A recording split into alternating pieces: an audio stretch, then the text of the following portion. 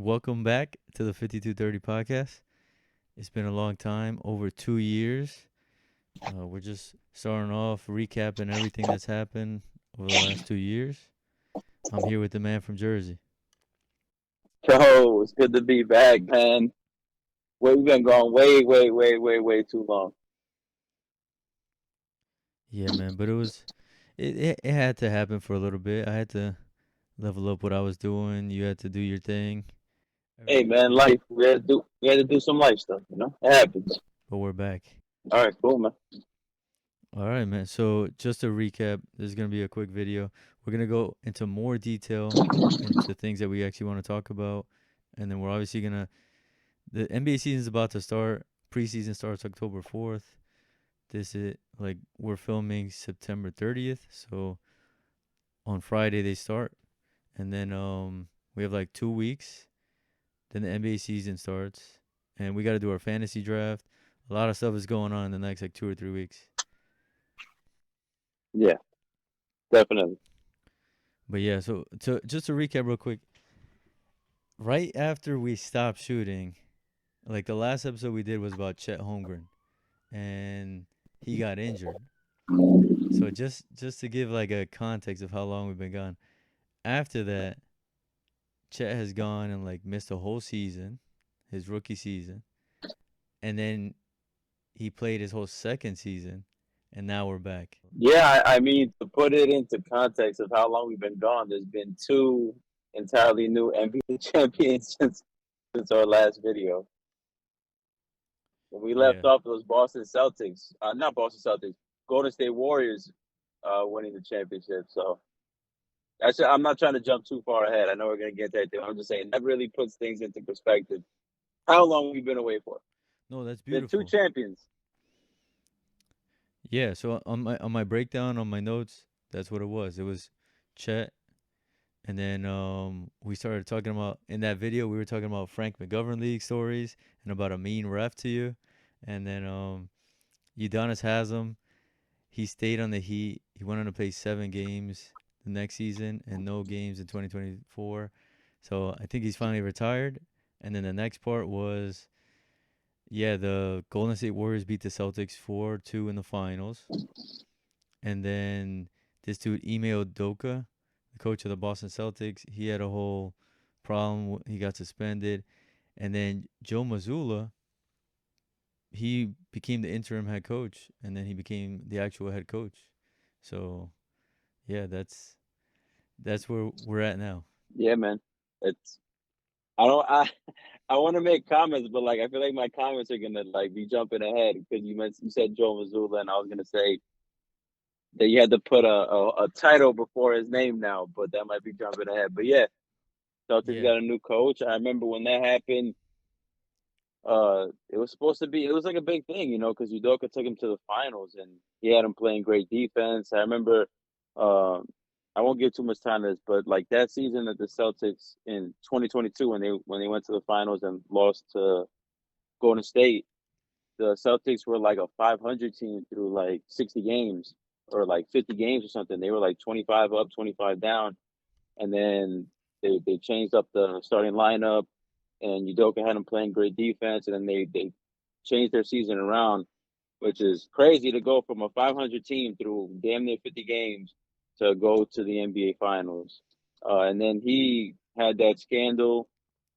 Obviously they fired him, and then they brought in Missoula, and people were like, "Oh man, is he gonna be able to hold it down like Ime was doing?" And as history showed that dude held it down, man. Pause. All right, man. yeah. So before we get to that, we have to do the Nuggets winning, right? So the year that we left, like the last thing we talked about was like summer. So then that season coming up, the Nuggets won the championship. The Celtics had a pretty good squad as well, but they weren't good enough to make it to the finals. The Heat made it to the finals against the Nuggets. And then Jokic was playing like an MVP. Jamal Murray and Aaron Gordon were tough bigs for their position. Like Jamal's a big guy for his position. They could shoot threes. Jamal Murray was having crazy games. Um, yeah, and then Jokic just like it seemed like he was just making the best passes. The crazy part was they beat the Lakers by sweeping them in the West Finals. Like, do you remember that, Yeah, bro? That they was uh crazy. they had a pretty dominant run. I think it was 16 and like 4 or Yeah, like so 16 and The 5. Suns were the only team to push them to Game 6. Yeah, swept. Did they? I think they beat Miami in 5, right? In Yeah, four finals, one. swept the Lakers. Uh, and then who else did they play? I don't even Tim remember who the Timberwolves was first round. They beat them in 5. 5. Yeah, that Timberwolves one was crazy because if you go back and look, like that 5 game matchup is kind of deceiving because Minnesota was was giving Denver like a run for their money in a lot of those games. But Yeah, that's but crazy. hey, it's That still like foreshadowing. Yeah, yeah. Like I think the Timberwolves had double-digit leads in a few of them, and then like would blow the lead. Because I know because I was rooting for Minnesota. Like I just was, man. I mean, Denver won in the end, but if any viewers don't know, like we have family in Minnesota, and like it's kind of a similar stance that you take with like the Mets, where you're like, oh, we have family in New York, so I root for the Mets. I don't do that. But we have family in Minnesota, so we don't have the Nets anymore. So I'm like, okay, I'm gonna root for the T Wolves, and I was rooting for them against Denver, and they were like giving them a run for their money, but Denver would just come back. Jokic would start doing incredible, just Jokic stuff, and but yeah, they had like an incredible run. I think they only lost like 4 or 5 games, and yeah, 4, right? Because one against Mini, one against Heat, and then 2 against who was it, Phoenix or something? You said, yeah, yeah. The Suns beat two of them. Like gave them two losses, but yeah. So yeah, it 16 didn't. and 4 is pretty legit, man. Yeah, it seemed like that finals. I remember no one was giving Miami a chance. Like it was pretty much done after that. Like Miami got that one game where Jimmy Butler just played out of his mind, but you could see after the game he was so physically exhausted. Like I tell people all the time that like none of these players give it the 100% because if they do, they're not gonna be able to play the next day or other day, whatever it is. Like if you do back to backs and you're giving 100%, that's too much on your body. But he did, and they got him one win, but he couldn't keep that type of production for to get 4 wins. Like that's too much. He had to do a lot on his own. But yeah, so to to wrap that up, pretty much the Nuggets won that championship. Pretty dominant. Yeah, 2023. Yeah, it was like a big shock, because like they weren't like killing it years before, but Jokic, It's their first championship ever. yeah. And then just to put the icing on the cake, I actually went to Denver in this time that we've been gone. I went to Ball Arena. I saw them play. Dude, the atmosphere there is amazing. Like everybody's cheering when they score. Like they were going against the Pelicans. It wasn't like a crazy awesome team they were playing, but yo, Yeah. they were down by like 10. And last year they had some games where they were just like, yeah, we're just gonna go down by 15 and then come back. Like that's like their strategy. And then they did that. They were down by 10 and like every basket they were getting closer. The crowd was going crazier. Like it was so much fun to be there. I want to ask you, man, when you go to a Nuggets game, when you went to that game, did you feel that thing that you hear players talk about where the altitude and you can feel it and it makes a difference? Like, obviously, you're not running up and down the court, but like, does it feel different in there where you're like, damn, we're like elevated right now or something? No, no. I felt it when I was like snowboarding and stuff, but like you did get a little tired, but it wasn't anything crazy cuz I don't snowboard mad hardcore. Like I do like the green circle or the blue diamond. I mean the blue square. I never do like the hardcore black diamond stuff. So I'm not really Mm. going hard. But yeah, if I think if you were running, you would feel it more. Like I didn't really do any running when I was there. I did. Oh, I did work out in the gym in the hotel, but I didn't really feel anything. So I don't know. And then we did go to like some basketball court, and we were just kind of like doing exercise there. But no, I didn't feel anything crazy. But I did like, for example, in Ecuador, there's like a big volcano that's like mile high, pretty much. When you go up there, just walking, you'll feel it. Like you'll get tired. And I went up to this thing called Pikes Peak in like Colorado, and that is like super high up. Like you actually see like the whole environment change. Like there's no trees after a certain point because like there's not enough oxygen. And then when you're out there and you're like walking up the steps inside like this center where it's like a visitor center, bro, you feel it. Like just walking up the steps. Yeah.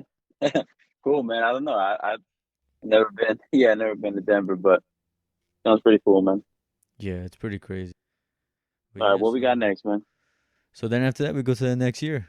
Pretty much the Nuggets win, and then next year, which just happened a few months ago, then the Celtics win the championship, and they did with Joe Mazzulla. Um, All right, so that's when I want to jump in and say, because I don't want to say it earlier, but you got to put some respect on his name. So NBA champion coach Joe Mazzulla. yep, yeah. The big thing was the year before they lost to the Heat. Like they could have potentially made three finals in a row. Like, and I don't know. Maybe they shouldn't have, or they should, but it was Game 7. They lost to the Heat in Game 7 the year the Nuggets won. So they're a game away from making three finals in a row. And you know how much I hate these Celtics because the whole thing with trading the draft picks from the Nets and all that blah blah blah. So they definitely fleeced us. Like a lot of people use fleece now. They fleeced the Nets. Like three finals in a row, and you got one championship, or almost three finals in a row and one championship. And the Nets, like, they look terrible right now. Yeah, Boston is they've fleeced more teams than just the Nets. I don't know if you want to transition into it because we're talking Yeah. about the Celtics.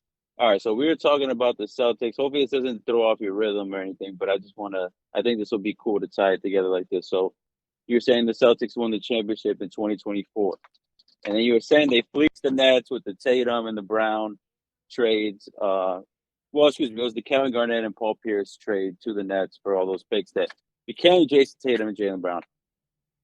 But last offseason, so 2023 offseason, they like they well, I should say this right. So 2023 season, they took a step back. You said that they lost to Miami in 7. Now that's being like very, I guess, generous because they were down 3-0 to Miami. They were about to get swept. Props to them for coming back and making it a series, but they were still down 3-0. Failed to make it back to the finals, and it was looking like they took a step back. They go into that offseason and they pull off the two deals that to this day still get me pretty upset to talk about, which was them getting Porzingis from Washington and them getting Drew Holiday from Portland. And in my opinion, they fleeced those teams. Like I could rant about this, but I'm gonna try my best not to. But if you do your due diligence on the trades, Washington was the team that gave the Celtics Porzingis, and everything that Washington got back in that deal, it was a three-team between the Wizards, the Celtics, and the Memphis Grizzlies. If you look at everything that Washington got back in that deal, it's basically like what is it, amassed to nothing. They got Tyus Jones, who was a one and done. He was a free agent this offseason. He signed with I think either Phoenix or Milwaukee. I might I'm not sure which one, but he signed with one of those teams. They got Danilo Gallinari. Lord knows what he's doing anymore. They got Mike Muscala. The dude retired, and I think they got a second round pick. That who knows what that's going to become. That's what Washington got in that deal. The team that gave up the best player. Marcus Smart was involved in that three-team trade as well, but he went to Memphis. Marcus Smart, he's a good player, but I don't care what anyone says, man. He's not as good as Porzingis. Porzingis was the best player in that three-team trade, and Washington got nothing for him. It essentially looks like a contract buyout, which is like egregious as hell, in my opinion, because you're the Wizards who fails to get any good players to your like city. No one signs there. You've been trashed for a while now, and you have a guy who's a fringe all star on your team, and you basically salary dump him. So Boston, in my opinion, they were the clear winners of that trade. They fleeced Washington, and they were smart because they gave up, not no pun intended, they gave up Marcus Smart. And Marcus Smart, as he's good on defense, but he has so many knocks on his game. The dude takes some questionable shots, and just his decision making is not the best at times. He was honestly one of the weaker links on the Celtics, believe it or not. So to go from him to Porzingis was a fleece, in my opinion. And in the Drew Holiday trade, they gave up Malcolm Brogdon and Robert Williams, who were two injury-prone players, and got Yeah, 100%, man. That's been like their thing the last couple of years, and pisses me off. But it's what they do, man. They're good. Their management's good, and it seems, in my opinion, like, dude, some shit just went down, like some big trades that make the Knicks better and potentially the Sixers better. But even with all that stuff, there's not enough depth that's gonna match the depth of Boston. Like, they got multiple guys they could come off the bench. Even guys, I think they still have Pritchard, right? yeah, Yeah, they got guys that could just come off the bench and hit threes. Like, it's crazy. Like, their whole team hits threes. Like, there's bro, no their bench is solid, man. Sorry to interrupt you, but their bench is Payne Pritchard.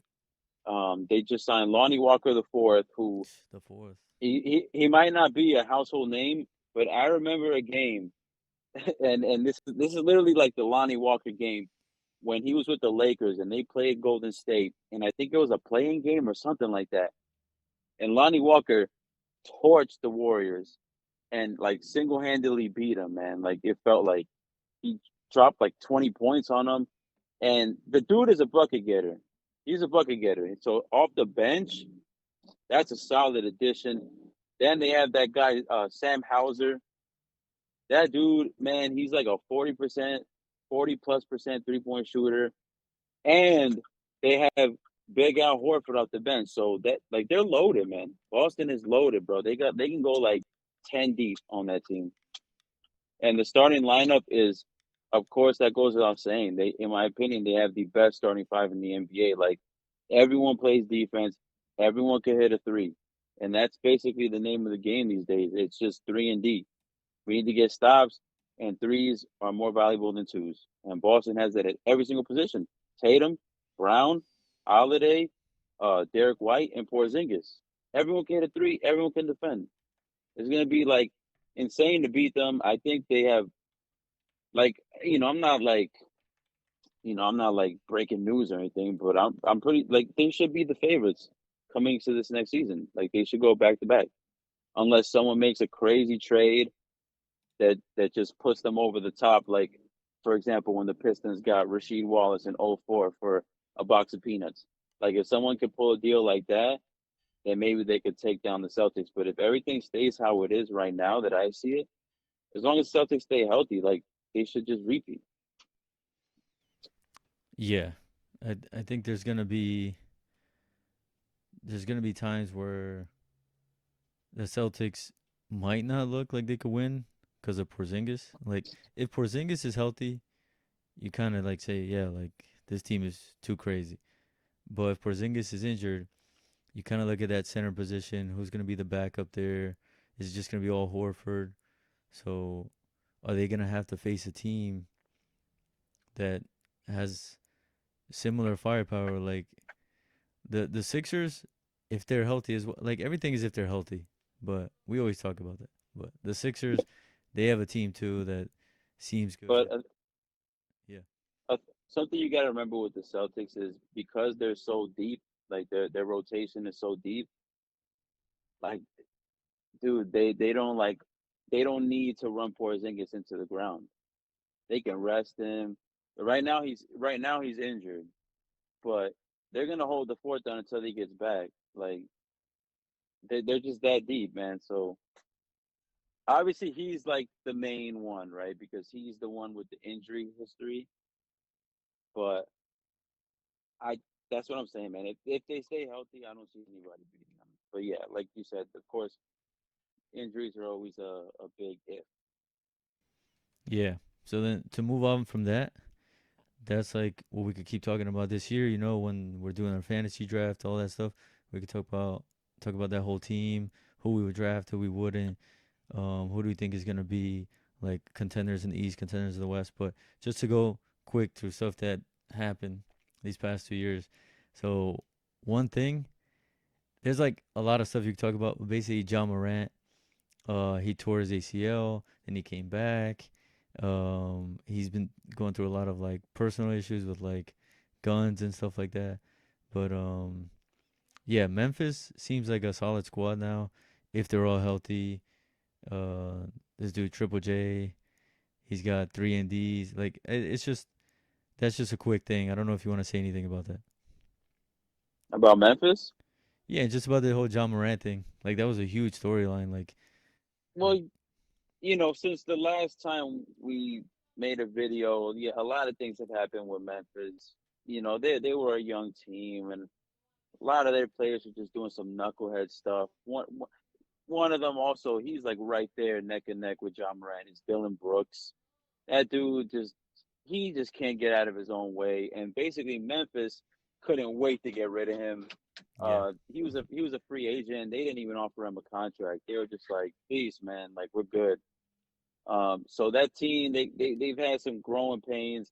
A few years ago, like maybe 2021, 2022 season, they looked like that up and coming team that was like, oh man, these dudes might be kind of like what the Warriors were in 2014, where it's like everyone's young, they have a lot of talent, and this team's going to grow together and start, compete for chips. You never know because they had Jackson, Bain, Ja, they had like the Anthony Mellon, they just had Dylan Brooks, they just had a collection of young talent, but a lot of knucklehead stuff. Like you said, Ja with all his gun stuff and whatnot. Dylan Brooks off the team. Whatever. Look, moving into this next season, they're getting Ja back. They drafted was how you say Edie in the draft. I like their team moving into this next season. I think they should be right back in contention. But the biggest thing is Ja. Like you got one knucklehead off the team with Dylan Brooks. Now Ja, man, bro, just please, man. You're getting paid millions to play basketball, dude. Just you don't gotta be a thug and all this gun stuff, man. Just play ball, man. And like not to get too deep into things, but like you got a daughter, bro. Like, come on, man. Like just fly straight, bro. Make your millions playing ball.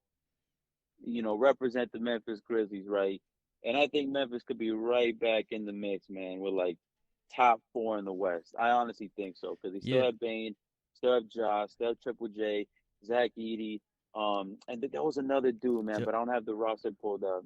bro. Who is it? That's what I was saying. Like yeah, the Eddie guy. That's a rookie that he got from Purdue. Big man. Like that team. If we're gonna say Celtics are like stacked everywhere, Memphis could be stacked everywhere. Like they got Triple J, three and D, similar to Porzingis. Like it's if if these guys could find a way to just stay on track, ball, do other stuff in the off season, whatever. But if you could just focus, that team could be really good. Like they've got the experience already. They've been to the playoffs a couple times. Like they have potential. Definitely, bro. I agree. Okay, so let's run quick to the next thing.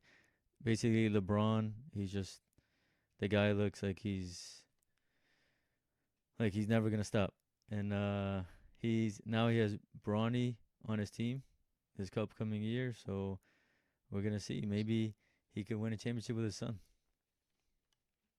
What do you think about that, man? What do you think about Bronny and what do you think about that? Dude, The that's the coolest dad thing and ever, man. Like I was playing soccer with my dad the other day. It's so cool. I don't know if they could win a championship. I I don't know. Is that the first time ever? Like father son championship? I mean, oh, championship. Yeah. Maybe, man, maybe. That would be crazy. I but I have to fact check that one. But I'm curious about that one. Like yeah, it's cool, man. Obviously, you're gonna play with your dad, but I think it might, it has the chance to not be as peachy as you might want it to be. Cause like I saw some stuff in the off season, excuse me, in the summer league, that some of the dudes on the Lakers summer league team were already complaining about Bronny because they were like, "Yo, Ooh, this dude's getting like preferential treatment. Like, you guys like special really want this treatment. dude." Yeah, so like I'm just curious about that, because people are already saying that Bronny didn't really earn his spot. There was dudes who could have Yeah. should have got drafted instead of him. That this was pure nepotism. Which, if you're Braun, I'm not hating, bro. You put your son up in a position, whatever, man. We would all probably do the same thing. There's nothing wrong with Braun doing it, but that still doesn't mean that it's not going to be open for criticism, bro. And people are going to put that microscope on Bronny James all season. Now we already had to hear about LeBron. Now we're going to hear about LeBron and Bronny. It's going to be Lakers news cycle. Yo, it's gonna be crazy. Yeah, Well, man. But yeah, people were talking about like, oh man, when's that first moment gonna come when it's like LeBron to Bronny for the dunk, or Bronny to LeBron for the alley oop or something. And yeah, that's gonna be cool. That's gonna be cool. But I feel like that's gonna be cool the first couple of times that happens. Then after that, people are gonna be like, okay, like that moment is come and gone. Now, like, what are you doing, Bronny? Are you contributing? He's gonna be under the microscope, and definitely. like it was kind of to a lesser extent of this one is like you remember when Austin Rivers got signed to the Clippers and Doc Mm-hmm. Rivers was the coach, and there was like some drama there, man. You could Google it, but like there was some drama where people were like, because the Clippers traded for Austin Rivers, and if you remember, Austin Rivers was on the Pelicans, and he was stinking it up, man. Like people were saying this dude might be out of the league, and he was only like a second year player, and people were like, he looks that bad that he might be out. And then the Clippers out of nowhere just rescued him, traded for him, started immediately threw him in their rotation, and there was some conflict because people were like, "Yo, it's just pure nepotism," like because Doc was the coach GM at the time, and they were like, "Yo, you clearly did this just to help out your son, and you're giving him a chance that he doesn't really deserve." So I think this Bronny one is going to be that on steroids, man. Yeah, we're gonna see. That's beautiful. That's a big, like. There's gonna be a lot of headlines this year. I think there's that. Then just to like do little transition here, a huge headline is gonna be the Knicks. Like they're gonna Hmm. be under the microscope. They're gonna be like championship or bust, all this stuff, cause they made some huge moves. Since the last time we recorded, we were talking about should the Mavs keep Jalen Brunson. Do you remember that? Honestly, I don't, man. Oh yeah, that But was we one of know we that was one of the videos we like was near the end of like from the last time we recorded, and yeah, like you know what happened. yeah, we know the answer now. They dropped the ball on that one. I mean, the blow was softened a little because now they obviously have Kyrie Irving, but Brunson, that dude, like he's really shown improvement. He looked solid his last year in Dallas, but what he was doing on the Knicks, especially the playoffs that just passed, it was like he was carrying the team. And that dude, I'm curious to see what he finished in MVP voting, but he just that dude's impressive, man. And like I'm not a Knicks fan. I've always like I get like a kick out of pooping on the Knicks and stuff and their fan base, but even I know when to give props when props are due.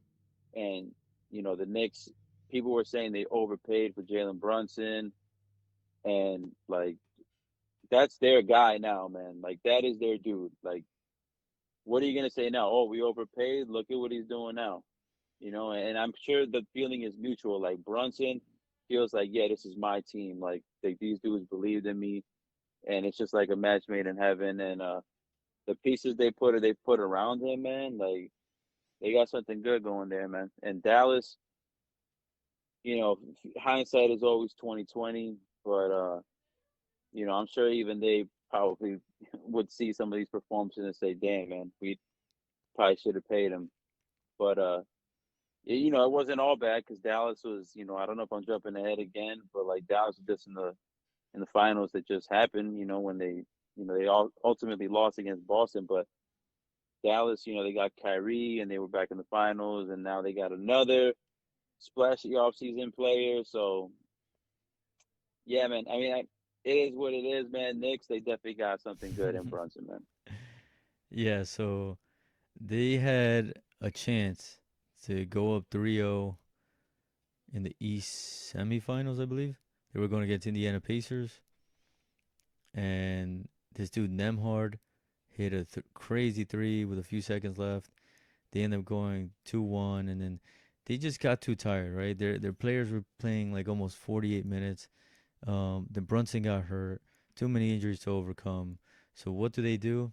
This offseason, like right now, like a week ago or 2 days ago, they traded for Mikal Bridges with the Nets, and then they trade for Karl Anthony Towns to the T Wolves. Well, yeah. So Sorry, I don't mean to be a stickler, but like the wording with yeah, they traded for Mikal like a month ago or something. But yeah, the Towns one was like 2 days ago. yeah, yeah, just this whole offseason has been like a big change to try to get some more help because, dude, these guys were playing way too many minutes to be able to survive a whole playoffs. Like even if they were gonna pass the Indiana Pacers, they were gonna face the Celtics, who were well rested, and these guys were playing 48 minutes a night. Like they were not gonna make it past the Celtics, so they needed to change something. So Macau, he's a great scorer. He could definitely take the burden off these guys. Karl Anthony Towns, he's a big that could hit threes. They needed that, dude. Hartenstein and Mitchell Robinson, if he was healthy, they don't hit threes. They needed that. So they have so many more weapons now to space the floor. I think I think it's like obviously I don't like that the Nets traded with them, but just strictly looking at like is the team better? I think they are. You the Knicks, right? Yeah, the Knicks. The Nets are just it's tanking season, I think. I mean, do you want to like break down these trades, like the Nets Knicks one and No, no, the no. Towns? We I think we should just do an episode just on that because you can go ham on that. You have so many just things off the top of your head. We could just move on off on that, but I just wanted to like if you had something else to say. I don't know if you if you thought there was anything else in that playoff. Like it was just the Knicks are probably the most important. The Sixers, the Knicks beat the Sixers. That was crazy. Like that was probably the most fun series to watch. I don't know if you had a Yeah, fun I series. agree. I agree. I Okay, agree. there Yeah, you go. that was the most fun. That was the Yeah, most fun, man. The Knicks fans were going out there to Philly and like taking over their arena. It was fun, man. And like I don't like the Knicks, right? I mean, broken record. I know I keep saying it, but like, dude, like I give props when props are due, and that was a fun team. Like, DiVincenzo, Hart, Brunson, all these guys just coming together and just playing their heart out, bro. And yeah, I forget which game it was, but like they would just find a way to win. Like they would score, and they had that one game where they were down, I think 4 or 5 points with like 30 seconds. I don't know who it was, but someone hit a three. Then they got the steal on the inbound. DiVincenzo shot the three, missed it. They got the offensive board back out to DiVincenzo, shoots the three again. They go up one. They like stole that game. That was my favorite series. I don't know if it was I think it was first round. So I don't know if it was like my favorite series of the entire playoffs, but of that round, like for sure, bro. yeah. That That was first series was round. great. Then Indiana, they didn't make it past Okay, yeah, yeah, Indiana. yeah, Then yeah. Indiana Uh-huh. versus Boston, and then Boston whipped Indiana, and then Boston won the championship against the Mavs. Yeah, so I think the Knicks yeah, man, they look good going into next year. I think losing DiVincenzo is going to be something that they have to address. Unless like McBride takes a major leap because he's probably going to get. those DiVincenzo minutes. But yeah, man, in my opinion, they should be like second or third best team in the East. Obviously, Boston's number one. Milwaukee's in there. Yeah. Hopefully Milwaukee turns it around because Milwaukee, man, like they went out Beautiful, bad in the playoffs. Okay, beautiful go transition, bro. Beautiful transition. Cause that was the ahead. next thing I was gonna run. Like we're gonna have to do an episode running down all the teams, like just what you're doing right now. The Bucks have underperformed because they traded for Damian Lillard. That's something that happened in this time that we haven't been on YouTube or whatever. But yeah, Damian Lillard is now on the Bucks, and they've underperformed. There's been a lot of injuries. Giannis is going through some stuff. And then same thing with the 76ers. Now they have Paul George. They didn't have him last year. The whole thing with Ben Simmons going to the Nets, like Harden, and then Harden's now in the Clippers, all this stuff. We got to go down all that stuff.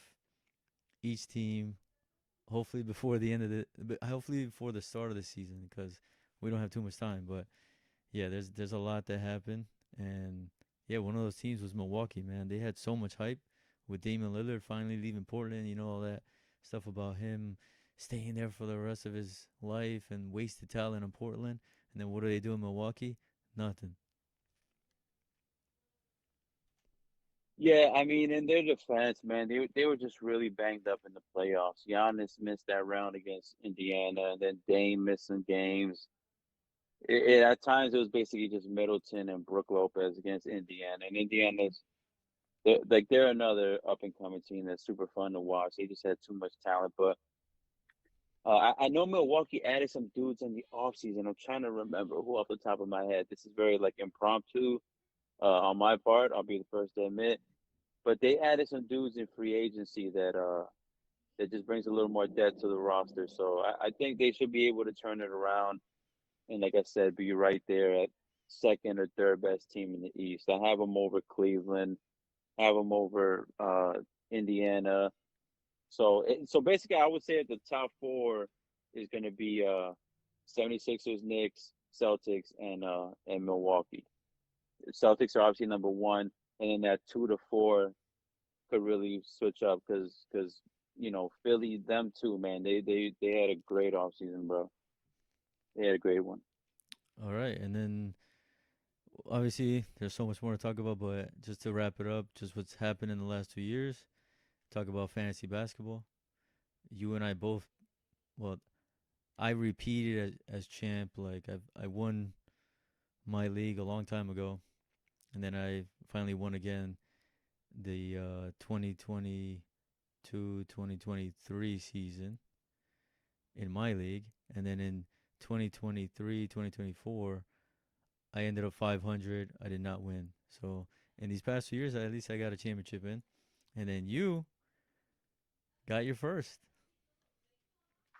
Yeah, man. I was so happy about that. Uh, because freaking in my history of doing fantasy, like it's been rocky to say the least. There was so many years that I was like not even really like a threat at all. And that stuff is always whack when you're like on week like I don't know whatever 7 or 8 out of like 20, and you can already tell like, dude, I'm it's like an uphill battle for me at this point. So it's like my first year back, and I just tried to like be kind of like loose about it. I was like, yo, just go with the flow, just try to draft the best, whatever, not overthink it too much. And I managed to get like man, quite a few steals that year in the draft, and you know, ended up winning it, man. It was cool. Uh, like I won in a tie. I went to the finals and I won 4-4.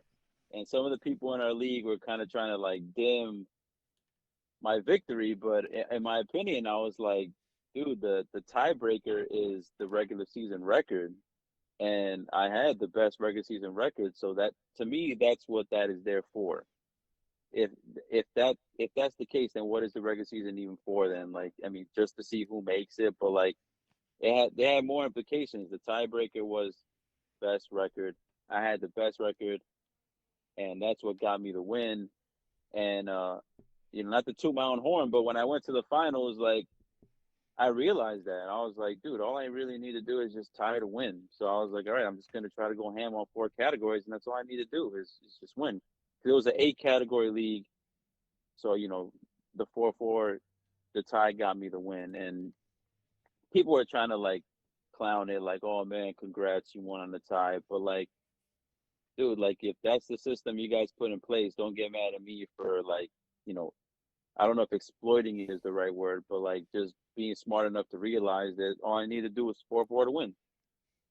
But yeah, man, I got the dub, and super excited about that.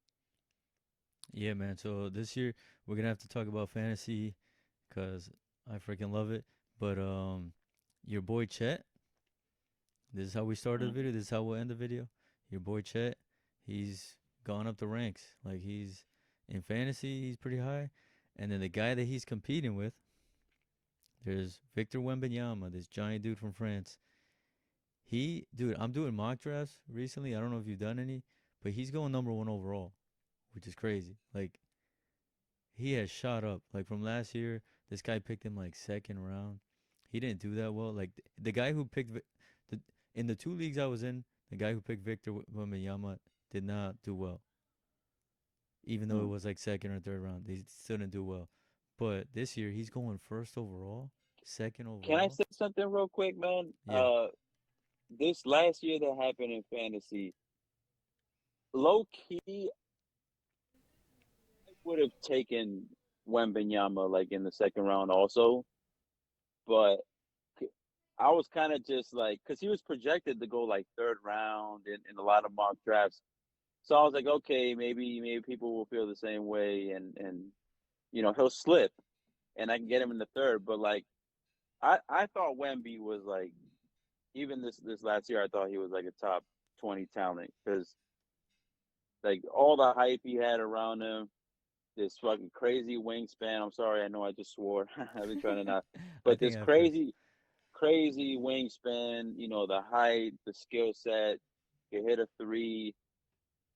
Just he was basically like they used to call Porzingis the unicorn, and Wemby is like Porzingis on to another level as far as what he you saw him do in international play and in summer league and whatnot.